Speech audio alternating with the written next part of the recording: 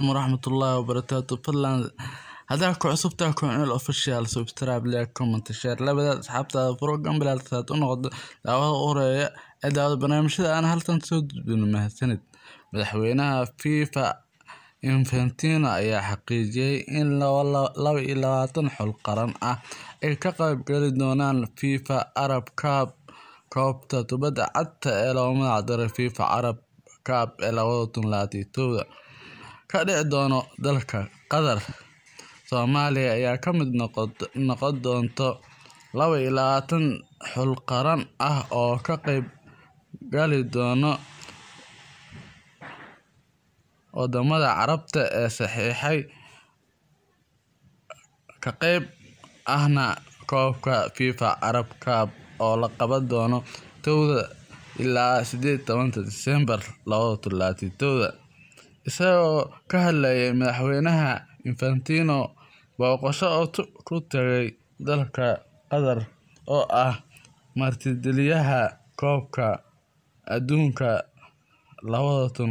2022 ayaa sheegay in uu yahay toobta FIFA Arab Cup toob isdhexgal ah. Infantino ayaa hadalkiisa wuxuu ku daray in uu yahay koobta mid muhiimad u leh gobolka oo ah koob isdhexgal ah qaasadan wadamada Carabta. Infantino ayaa sheegay in dowladda Qatar ay tahay dowlad horumarinta isboortiska u diyaarsan. Infantino ayaa booqashadii oo ku yimid wadanka Qatar ayaa wuxuu ka hadlay in ay garoomada Qatar ay u diyaarsan yihiin dhammaan in ay qayb ka noqdaan 2022 in ay ciyaaraha koobka dunida martigeliyaan. Toobta FIFA Arab Cup ayaa waxaa ka qayb gali doona ilaa 22 xul qaran oo ka socda wadamada Carabta. Waxa ay sheegeen madaxda ugu sareeya ee isboortiska wadanka Qatar in malaayiin taageerayaal ah ay imaan doonaan markii la gaaro 22 bisha December garoomada kala duwan ee ciyaaraha lagu marti qaadi doono.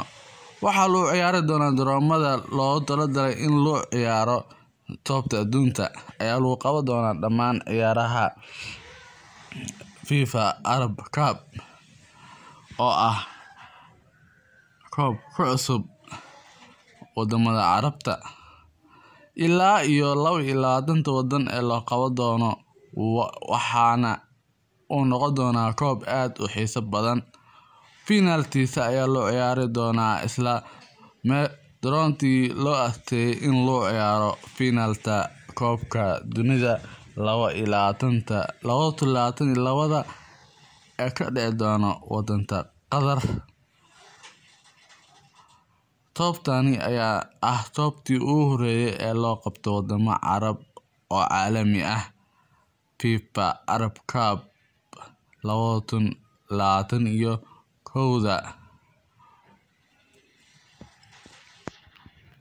waad tumansanta daawashada muuqaalkani haddaad ka heshay like saar comment-na tadiyo subscribe labada asxaabtaada fadlan gaarsiiya kunta subscribe shuruudaha YouTube waxaan oo dhimo waxaa dhameen 250 subscribe fadlan sii share daray adoo maasanid.